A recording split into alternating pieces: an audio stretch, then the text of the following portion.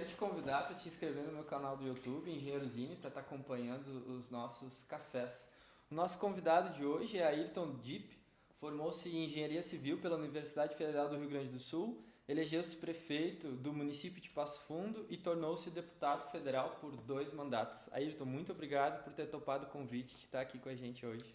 Eu que agradeço, Zine, a gentileza de nos convidar e estamos à tua disposição aí para comentar sobre política aqui no estado do Rio Grande do Sul e também nas questões nacionais. Senhor Dipp, seu pai, Daniel Dipp, também foi deputado federal pelo Rio Grande do Sul e era um defensor ferrenho do nosso presidente João Goulart. O que levou o senhor a se interessar pela política e qual a influência do seu pai na sua decisão? Bem, Zine, desde pequeno a gente acompanha o pai nas atividades do dia a dia e também as atividades políticas.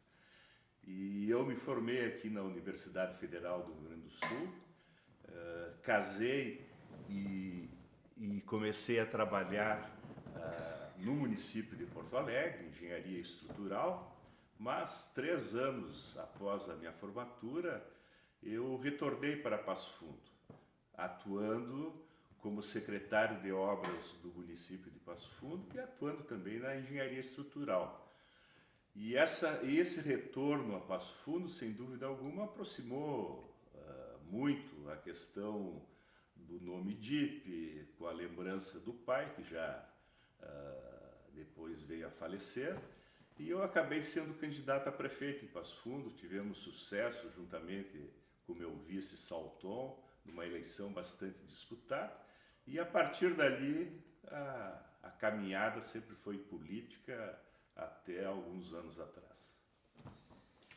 Dipp, o debate em torno da privatização das estatais gaúchas nas áreas de carvão, energia e gás tem sido muito presente aqui no Rio Grande do Sul. Essas empresas, como a CE, sofreram privatizações cruéis nos últimos tempos. E há um forte discurso neoliberal de que a qualidade dos serviços irão melhorar, mas não citam o aumento na conta de luz no bolso do trabalhador gaúcho. O senhor foi secretário estadual de Minas e Energia no governo Alceu Colares e fez um excelente trabalho como gestor. Como o senhor enxerga a privatização dessas estatais tão importantes para o povo gaúcho? Bem, Zine, na realidade, um país em desenvolvimento, e não só o estado do Rio Grande do Sul, precisa ter incentivos muito fortes para o crescimento industrial, crescimento da nossa logística, na área de energia e também na área do abastecimento de água. E isso só é feito com qualidade e atendendo os interesses da população por empresas estatais. Eu não sou contra a participação da iniciativa privada. Agora, a iniciativa privada não pode adquirir uma empresa estatal que ao longo dos anos vem prestando serviço, construiu seu patrimônio e do dia para a noite, num preço muitas vezes irrisório, toma conta daquela empresa. A empresa privada ela precisa investir, por exemplo, no setor da energia. Ela quer ajudar a crescer o Rio Grande do Sul, constrói uma usina hidrelétrica, constrói usinas eólicas. A iniciativa privada tem essa abertura para construir, mas deixa a nossa CE continuar com as suas usinas, continuar com a sua distribuição, com o seu viés social para impulsionar o desenvolvimento. A mesma questão é a Corsã. A Corsã precisa continuar a promover o desenvolvimento do saneamento do Rio Grande do Sul. Essa história de que não há recursos é um só. Não há acesso, muitas vezes, por vedação de leis absurdas que não deixam uma empresa pública ter o mesmo acesso nos bancos para investimentos na sua área. Então, CE, Corsã, nível nacional, Petrobras, elas precisam continuar a existir. E a iniciativa privada é bem-vinda, mas inicie do zero o seu negócio. não veio se aproveitar daquilo que já está pronto e que está em plena atividade para atender os interesses, no caso aqui da população do Rio Grande do Sul e no caso da população do Brasil.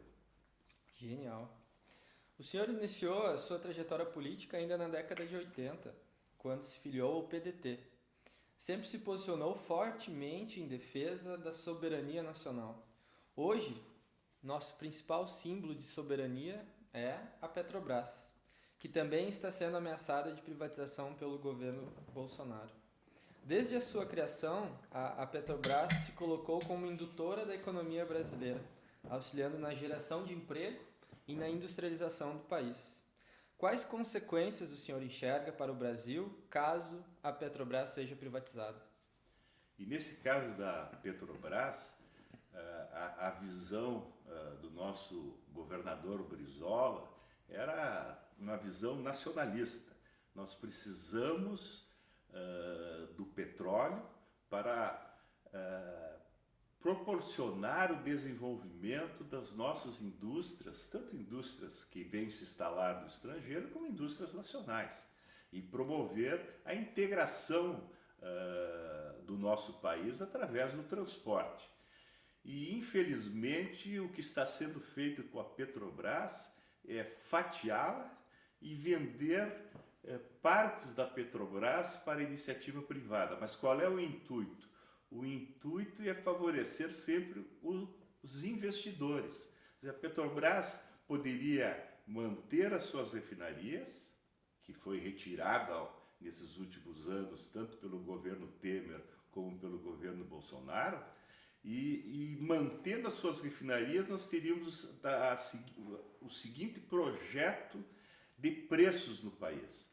O mix de preços da nossa gasolina, do nosso óleo diesel, seria custo de produção nacional, nós temos o petróleo, e o lucro para vender para os brasileiros. A parte importada da Petrobras, quando há necessidade, é um mix que entra nesse custo de preço. A parte importada é dólar, é preço internacional do petróleo, mas a parte que é produzida no Brasil tem que ser custo brasileiro, reais, e favorecer o acesso das nossas indústrias, o acesso da nossa população a esse importante combustível que move um país continental. Aliás, no projeto do nosso candidato Ciro Gomes, ele tem posições bastante firmes do que significa desenvolvimento nacional e do que nós precisamos manter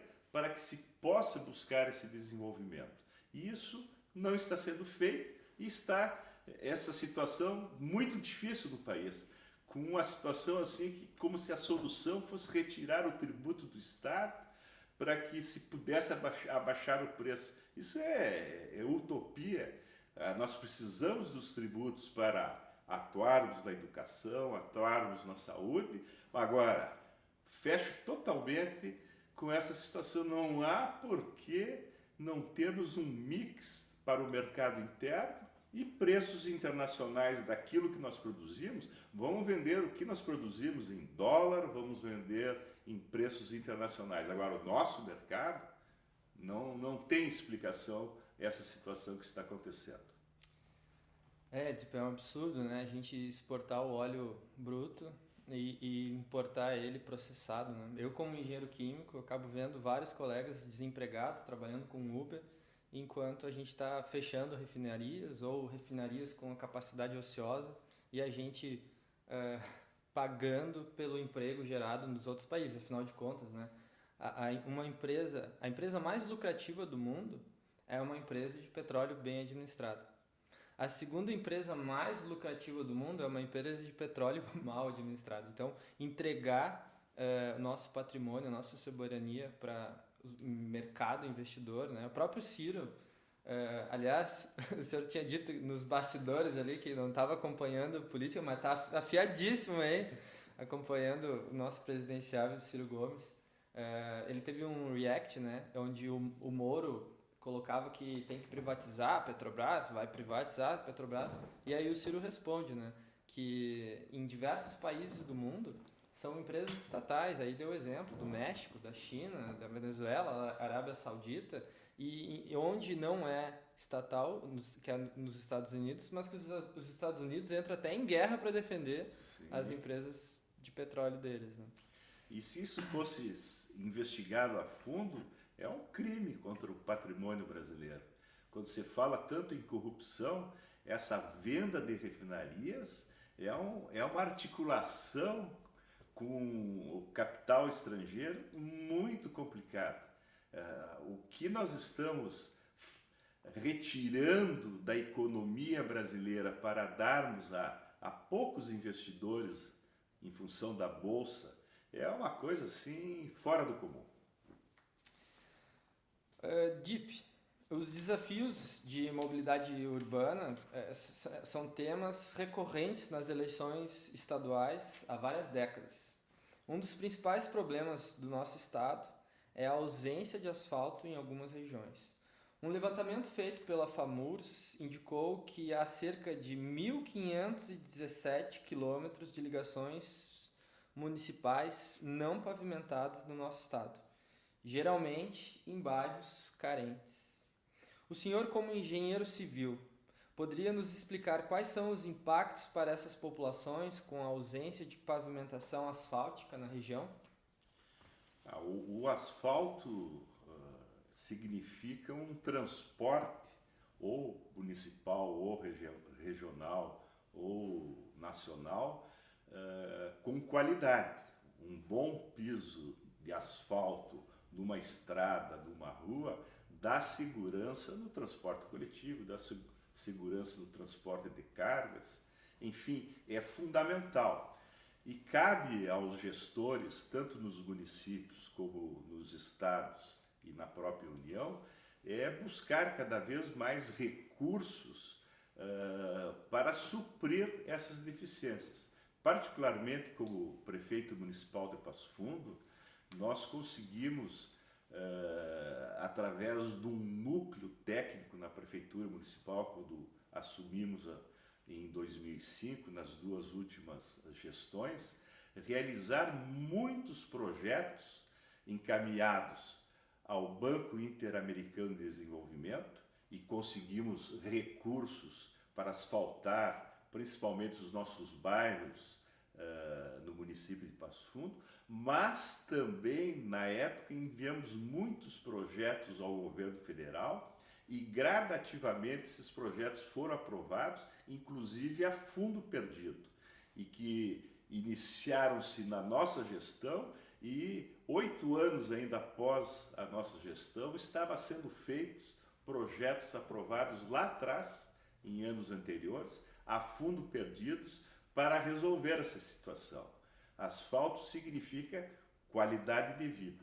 Agora, se para a população, para os nossos moradores, se me permitir, Zine, em nível nacional, só uma pequena crítica. O Brasil ficou muito atrasado em estradas de ferro e nossa navegação de cabotagem, que é a navegação de carga porto a porto num país continental como é o brasileiro. E isso é muito ruim. A solução para o país, ela passaria pelas estradas de ferro e navegação de cabotagem. O transporte, que é fundamental também as estradas, seria já num transporte com não tanta carga que pudesse afetar o nosso asfalto, e sim transportes regionais ou interestaduais próximos, através das estradas de rodagem. Então há uma deficiência, mas isso já é lá do início do século e que a gente sabe como funciona. Recursos para estradas de rodagem existiam por interesses comerciais e recursos para estradas de ferro não existiam por interesses também comerciais. Então aí as nossas indústrias de caminhões, de pneus, e isso vem lá do início do século. Sabe, que me fez lembrar, quando eu trabalhava na Votorantim ainda, eu me lembro que o saco de cimento chegava mais barato em Porto Alegre, vindo de Rio Branco, da região metropolitana de Curitiba, do que o que vinha da nossa fábrica aqui do Rio Grande do Sul, lá de Pinheiro Machado. E um dos motivos, além da questão de escala, era justamente a logística, porque de Curitiba vinha por malha ferroviária e de Pinheiro Machado vem por malha rodoviária, que é mais caro, né? E é só um pequeno exemplo de todo o escoamento da produção que vindo pela malha rodoviária, ainda mais nesse contexto, né, de o preço do combustível sendo pautado pelo mercado internacional, o quanto eleva o nosso custo aqui para poder escoar os nossos produtos, né? Não, tem total razão. Dip, o senhor foi prefeito de Passo Fundo e foi reeleito por diversos mandatos. Uma reeleição é consequência do contentamento da população sobre a gestão produzida. Passo Fundo é um município com economia bem diversificada, tendo como principais agentes o agronegócio e o comércio. Hoje, a economia de Passo Fundo caminha para um bom cenário, com aumentos constantes do PIB e investimentos que geram qualidade de vida à população. Qual era o cenário econômico de Passo Fundo quando o senhor se tornou prefeito pela primeira vez? Bem, Passo Fundo tem, ao longo de sua história, um desenvolvimento permanente graças à iniciativa dos homens e mulheres que lá vivem, tanto do setor privado como do setor público, os nossos trabalhadores, a nossa comunidade do modo geral. E ela sempre teve um desenvolvimento industrial, não, com indústrias mais ligadas ao setor da agroindústria, um comércio muito forte, um comércio regional, que atende toda a população regional, e os serviços, que ao longo dos anos foi crescendo muito e tornou-se assim muito forte. Exemplo, nós temos dos nossos hospitais, da medicina, do setor de profissionais liberais, da nossa Universidade de Passo Fundo, que com outras faculdades foi expandindo essa situação, e a agricultura regional muito forte. Então, esse contexto proporciona, sim, o crescimento de Passo Fundo permanentemente. Mas nós tivemos no segundo mandato, porque o meu primeiro mandato foi em 89, e o segundo mandato foi em 2005 e o terceiro consecutivo, 2009 a 2012.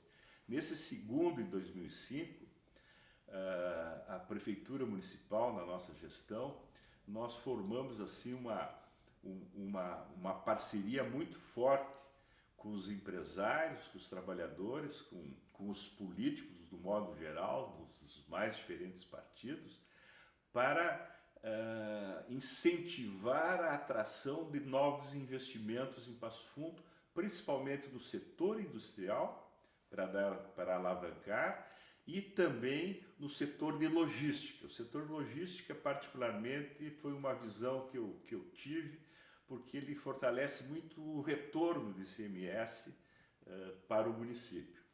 E isso deu certo. Com esses investimentos que foram feitos em Passo Fundo, com novos distritos industriais, com projetos de lei que davam incentivos, não fiscais, porque incentivos fiscais no município é muito pequeno. O Estado pode dar, mas o município é muito pequeno. Mas incentivos econômicos como doação de áreas, pavimentação de infraestrutura nessas áreas, acessos, novas indústrias importantes vieram para Passo Fundo. E além dos incentivos às atuais indústrias que estavam e que precisavam se expandir. Isso deu um salto de qualidade, eu não tenho os números aqui comigo, Zine, mas uma referência assim, o orçamento da prefeitura, que não tem, você tem a ver, mas não é o resultado diretamente para a população, mas em 7 anos ele triplicou. Nós passamos de 120 milhões para quase 400 milhões. A Passo Fundo estava numa posição do PIB estadual que era 8ª, 9ª, nós íamos para o 6º lugar. A renda per capita, que não era alta em Passo Fundo, porque há algumas dificuldades. O comércio, a renda pouco maior, pouco menor para o trabalhador, a indústria é maior, os serviços já é maior também. Ela teve um crescimento que se tornou a maior renda da própria região e não era a renda da região. Então foram avanços assim significativos. Não é uma questão que a prefeitura fez, mas o contexto do município na nossa gestão, essa soma de esforços e a visão, particularmente, que nós tivemos de concentrar recursos públicos nesta área de desenvolvimento para geração de emprego e renda, deu muito certo. E Passo Fundo continua hoje, passaram outras gestões, numa posição bastante confortável, com recursos para a Prefeitura Municipal investir em educação e saúde e com oferta de empregos à nossa população com salários compatíveis ao estado do Rio Grande do Sul. Genial, Dip. Sabe que na minha candidatura a vereadora aqui na capital, o que eu mais percebi de demanda da população era essa necessidade de emprego e renda, né? E fazendo esse tour pelo nosso trabalhismo, pelas nossas lideranças do Rio Grande do Sul, prefeitos ou quadros com uma trajetória incrível como a do senhor, eu vejo o quanto é forte a bandeira das nossas lideranças do PDT, focadas na questão da geração de emprego e renda, né? Nós tínhamos o nosso projeto nas duas últimas gestões, eram educação, saúde e geração de emprego e renda. E concentramos nessa área. Escolas de educação infantil, escolas do ensino fundamental, alguns CIEPs, criamos na primeira gestão, na 89, mais alguns na segunda gestão, na transformação de algumas escolas, e a saúde permanentemente expandindo, né, o atendimento e descentralizando para que o atendimento primário realmente fosse mais qualificado, até para assegurarmos aí esse acesso à saúde terciária, que tem um custo enorme para o país. E até porque a demanda é muito grande e os nossos hospitais não têm capacidade de dar um retorno quando muitas vezes a ação não existe, o atendimento de saúde primária, aí a situação fica difícil. Mas, seguindo as orientações trabalhistas, foram educação, saúde, geração de emprego e renda, e foi uma boa gestão que nós tivemos em Passo Fundo. Com certeza. A gente vê um viés do campo da esquerda na política mais identitário e talvez deixando um pouco de lado questões como a priorização do emprego e renda, que tanto traz autonomia e liberdade para que as pessoas possam, enfim, ter suas próprias escolhas, né, sem nenhuma dependência. Isso aí. Dip, gerir um município como Passo Fundo é um grande desafio. Para o senhor, qual foi a maior dificuldade que a sua gestão precisou enfrentar? Bem, uma prefeitura municipal numa cidade de porte médio como é Passo Fundo, sempre existem muitas e muitas dificuldades. Uma delas é expandir de forma compatível com a necessidade da população o atendimento tanto das escolas de educação infantil e do ensino fundamental. Nós gostaríamos de termos muito mais escolas à disposição dos nossos estudantes. Da mesma questão, a expansão da saúde sempre é com dificuldades, porque os recursos são escassos e a demanda é muito grande.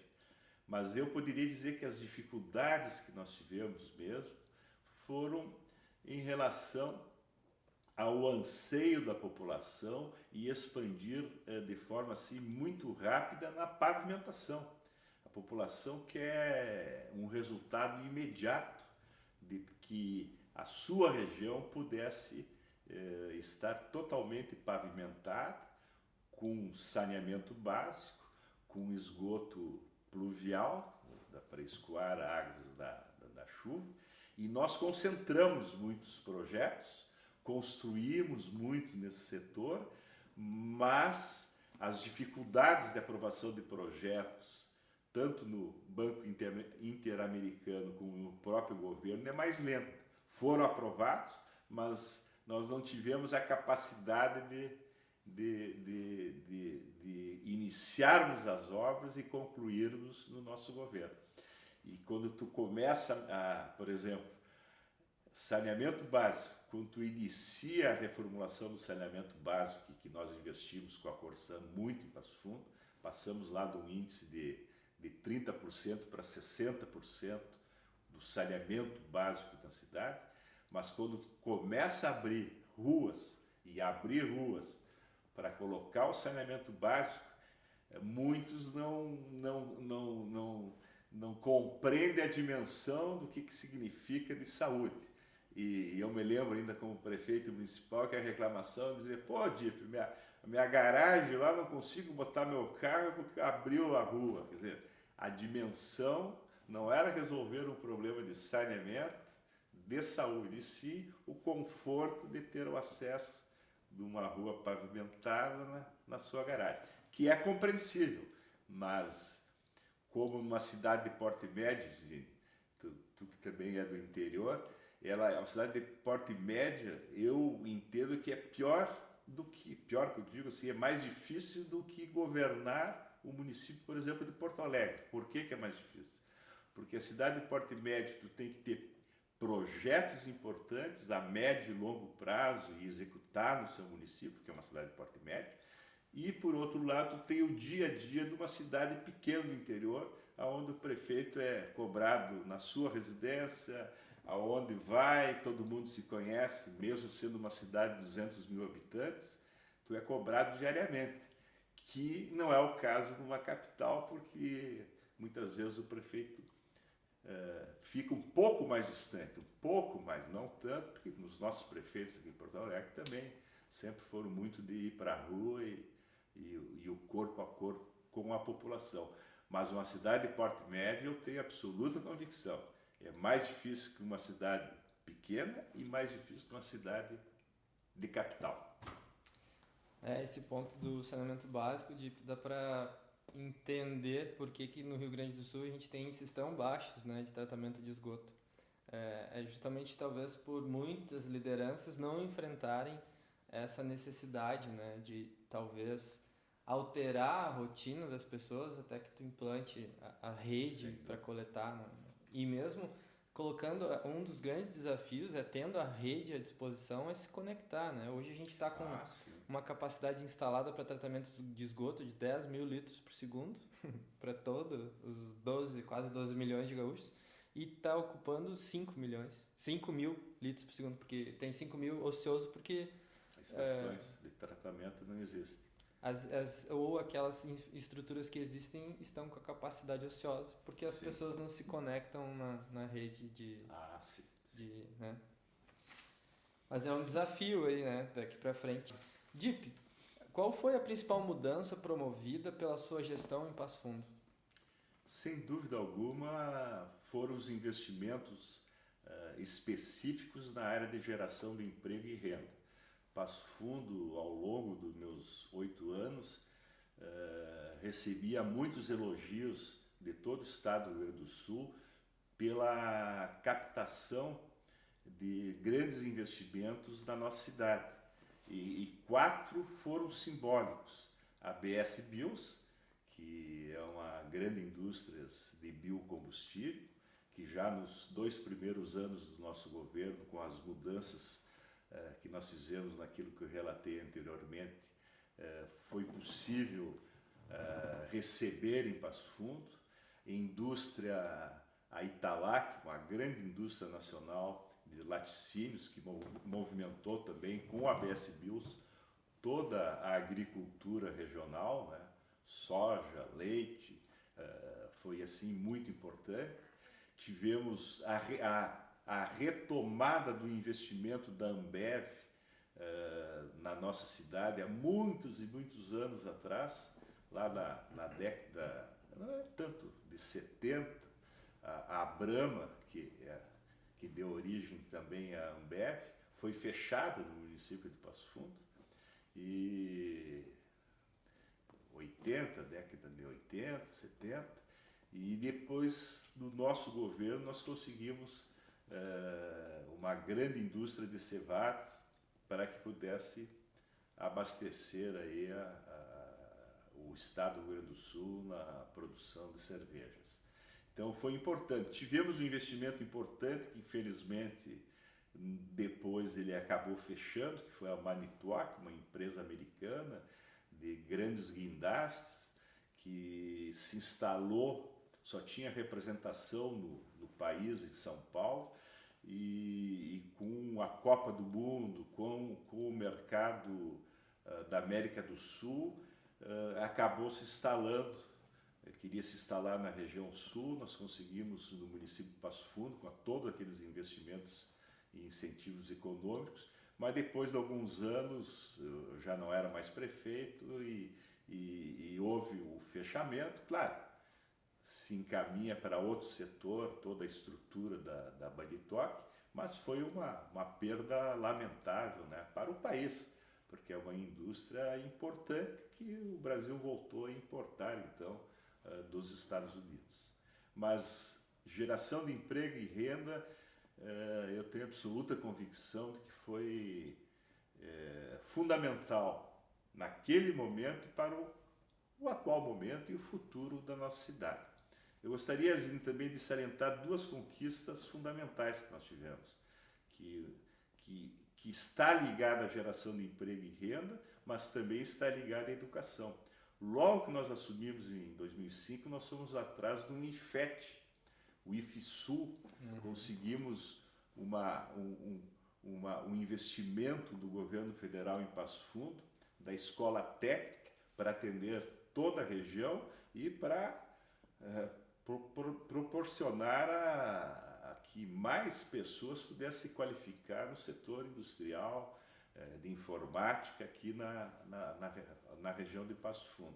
Foi um investimento importante. Hoje já tem até faculdade de engenharia no IFSU, que era uma dependência de Pelotas, que depois se emancipou somente para Passo Fundo. E outro investimento foi já no final da nossa gestão, a primeira faculdade pública, que foi a Universidade do Mercosul, a Faculdade de Medicina no município de Passo Fundo. Foi assim fundamental. Hoje ela dá uma estrutura muito forte, tanto para o Hospital São Vicente, como o Hospital de Clínicas em Passo Fundo, com os estágios dos seus estudantes. Enfim, são dois assim investimentos que a prefeitura, juntamente com lideranças, foram decisivos e que ficaram marcados na nossa gestão. Então isso nos deixou bastante satisfeitos ao concluirmos o nosso mandato com essas questões importantes para Passo Fundo. Genial, Dip. Sabe que a gente estava conversando ali nos bastidores e eu acabei nem contando que eu concluí meu doutorado em 2021 e estou tentando ser professor universitário, né? E estou aprovado na primeira etapa do concurso do Instituto Federal. Só que é justamente em Pelotas, né? Então, estou aguardando aí a segunda fase, que vai ser a prova didática. Mas, Dip, a gente comentou bastante a respeito da sua gestão à frente como prefeito de Passo Fundo, mas o senhor também teve 2 mandatos como deputado federal, né? E como foram essas passagens pelo Congresso Nacional e quais as comissões que o senhor fez parte enquanto deputado federal pelo PDT? Bem, meus 2 mandatos, Zine, como deputado federal, é bom salientar, foram mandatos vinculados, de fato, ao município de Passo Fundo e à grande região da produção. Eu fui uma espécie assim de deputado distrital, que não existe legalmente no nosso país, mas como ex-prefeito, a minha vinculação era muito forte na região e no município. É claro, com as minhas convicções de desenvolvimento nacional, as minhas convicções trabalhistas, socialistas, mas houve assim uma atuação muito forte nessas questões regionais e municipais. E tivemos 2 mandatos importantes, um deles coincidiu, nós estamos aqui na sede do PDT, eu era presidente do partido do Estado do Rio Grande do Sul, então foram mandatos importantes, marcantes, mas com essa vinculação.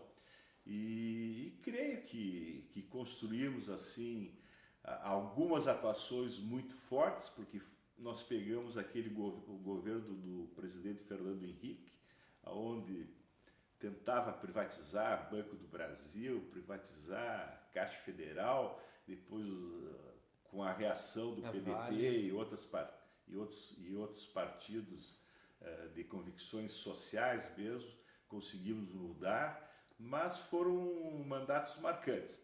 Mas nós tivemos essa independência assim, de representação ou de segmentos muito radicais de esquerda ou muito radicais de direita que pudessem, de uma maneira ou outra, tentar cooptar um deputado. Cooptar, que eu digo, tentar absorver a sua atuação. Eu fiquei mais com a questão municipal e distrital e realmente acho que os resultados foram positivos. Muito bom. E, Deep, considerando que a gente está em 2022, para finalizar o nosso café, o que o senhor teria para relembrar ou para nos contar em relação à nossa liderança, Leonel Brizola, de como foi a convivência com ele e o quanto ele possa ter inspirado a sua trajetória política como Brizola, né, nesse 2022, o seu centenário? O que o senhor lembraria dele?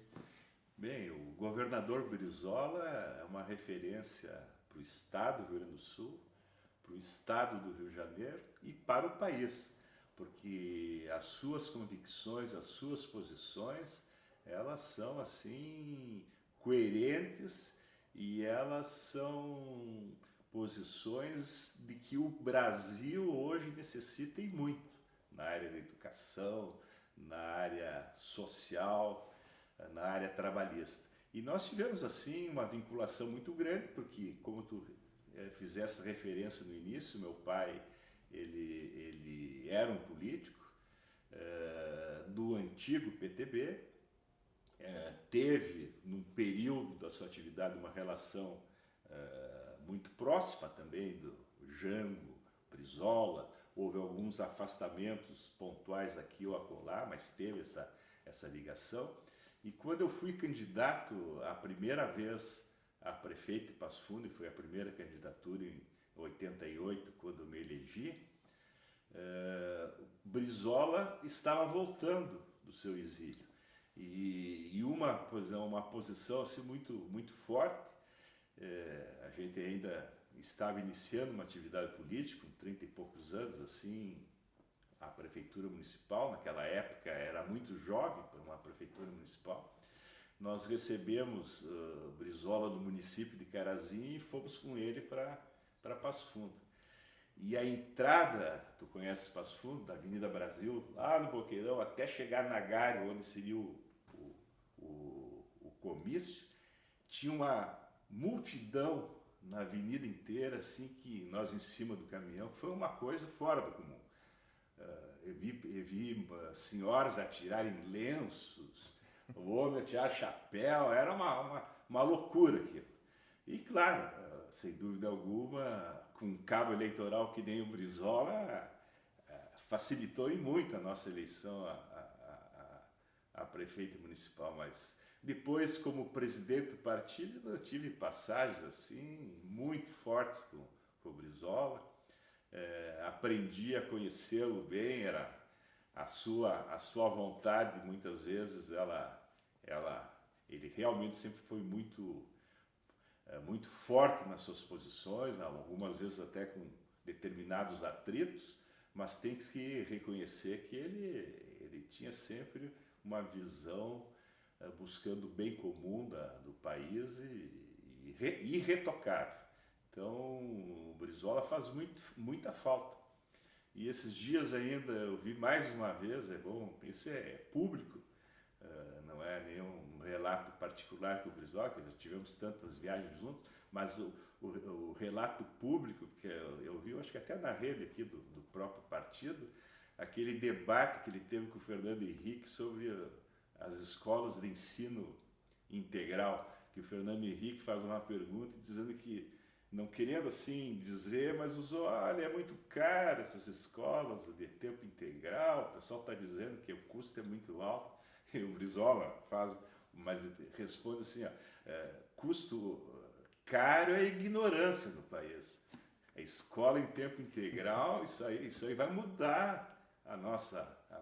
Eles não se agrediram, mas o Brizola deixou claro assim, que o cara é ignorância. Quanto mais tu investir na educação e nós que conhecemos assim a população brasileira, aqueles que necessitam lá no fundo dos bairros e tal da educação, uma escola de tempo integral é a solução de colocar a criança nas mesmas condições de uma criança de classe média alta, do acesso à educação, do acesso às nossas universidades e na transformação do país.